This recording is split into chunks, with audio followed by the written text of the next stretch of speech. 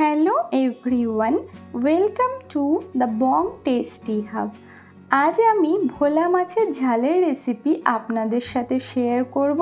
এটি খেতে অসম্ভব ভালো হয়, তো ভিডিওটি স্কিপ না করে শেষ পর্যন্ত দেখতে থাকুন। তো চলুন রেসিপিটি শুরু করা যাক। এখানে আমি 3 পিস মিডিয়াম সাইজের ভোলা মাছ নিয়েছি, আর মাছগুলোকে খুব ভালো করে পরিষ্কার করে ধুয়ে নিয়েছি। ম্যারিনেশনের জন্য দিয়ে দিচ্ছি লবণ, দিয়ে দিচ্ছি হলুদ গুঁড়ো,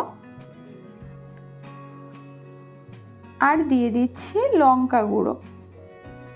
ভোলা মাছে একটু হালকা দুর্গন্ধ থাকে, সেক্ষেত্রে আপনারা একটু লেবু মাখিয়ে 5 মিনিট রেখে ধুয়ে নেবেন, তাহলে অনেকটাই গন্ধ দূর হয়ে যাবে। এবার হাতের সাহায্যে মাছগুলোকে খুব ভালো করে লবণ, হলুদ আর লঙ্কা গুঁড়ো মাখিয়ে নিচ্ছি। মাখানো কমপ্লিট হয়ে গেছে। এবার 10 মিনিট ম্যারিনেশনের জন্য রেখে দিচ্ছি। এবার এখানে কিছু মশলা নিয়েছি, যেমন ফোড়নের জন্য নিয়েছি লবঙ্গ, এলাচ, দারচিনি আর তেজপাতা। নিয়েছি একটা বড় সাইজের পেঁয়াজটাকে আমি বেটে নিয়েছি। নিয়েছি আদা রসুন বাটা 1 চামচ, জিরে ধনিয়া বাটা 1 চামচ, টমেটো বাটা 1 পিস, নিয়েছি হলুদ গুঁড়ো 1/2 চামচ, লঙ্কা গুঁড়ো নিয়েছি ঝালের জন্য, ফ্লেভারের জন্য 3টে কাঁচা লঙ্কা, আর নিয়েছি ধনিয়া পাতা কুচি। আর এই সমস্ত মশলা আমি শিলনোড়াতে বেটে নিয়েছি। আপনারা চাইলে মিক্সি করতে পারেন, বাট শিলে বাটা মশলায় রান্না করলে রান্নার স্বাদ বেশি ভালো হয়। এবার আমি গ্যাসে কড়াই বসিয়ে কড়াইটা খুব ভালো করে গরম করে নিয়েছি। এবার এর মধ্যে অ্যাড করে দিচ্ছি 4 চামচ সরিষার তেল। এবার আমি লবণ, হলুদ, লঙ্কা গুঁড়ো মাখানো মাছগুলোকে দিয়ে দিচ্ছি তেলের মধ্যে।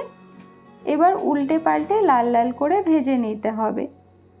আর মাছ ভাজার সময় কড়াইটা কিন্তু আপনারা খুব ভালো মতো গরম করে নেবেন, না হলে মাছ কড়াইতে লেগে ভেঙে যেতে পারে।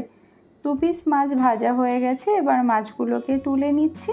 সেম একইভাবে বাকি মাছটাও আমি ভেজে নিয়েছি। এবার ওই একই তেলে ফোড়নে দিয়ে দিচ্ছি 3টে এলাচ, 3টে লবঙ্গ, 1টা তেজপাতা আর 2 টুকরো দারচিনি।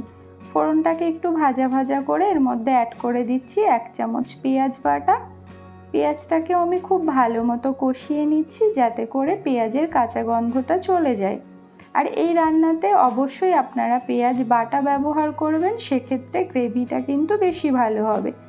তো পেঁয়াজ এখানে আমার খুব ভালো মতো কষানো হয়ে গেছে। এবার অ্যাড করে দিচ্ছি 1 চামচ আদা রসুন বাটা।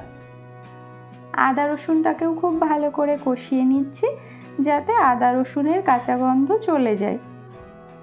এবার আমি অ্যাড করে দিচ্ছি 1 চামচ জিরে ধনিয়া বাটা, দিয়ে ভালো করে মিক্স করে 1 মিনিট মতো কষিয়ে নিয়ে এর মধ্যে অ্যাড করে দিচ্ছি টমেটো পেস্ট। এবার দিয়ে দিচ্ছি স্বাদ অনুযায়ী লবণ, ঝালের জন্য দিয়ে দিচ্ছি লঙ্কা গুঁড়ো, দিয়ে দিচ্ছি 1/2 টিস্পুন হলুদ গুঁড়ো। এবার এই সমস্ত মশলা খুব ভালো করে কষিয়ে নিতে হবে, তবে ঝালটা আপনারা আপনাদের স্বাদ বুঝে ব্যবহার করবেন। তো মশলা খুব ভালো করে কষাতে হবে, না হলে কিন্তু রান্নার স্বাদ ভালো হবে না। মশলা যত কষাবেন রান্নার স্বাদ কিন্তু তত বেশি ভালো হবে। তো দেখুন, মশলা কষাতে কষাতে অলরেডি কালার চেঞ্জ হতে শুরু করেছে, আর মশলা থেকে একটু একটু করে তেল রিলিজ হতে শুরু করেছে, মানে মশলা খুব ভালো মতো কষানো হয়ে গেছে। এবার 1/4 টিস্পুন গরম মশলার গুঁড়ো অ্যাড করে ভালো করে একটু মিক্স করে নিচ্ছি। এবার আমি এর মধ্যে পরিমাণ মতো জল ব্যবহার করছি, আপনারা চাইলে গরম জল ব্যবহার করতে পারেন। এবার খুব ভালো করে মিক্স করে নিচ্ছি।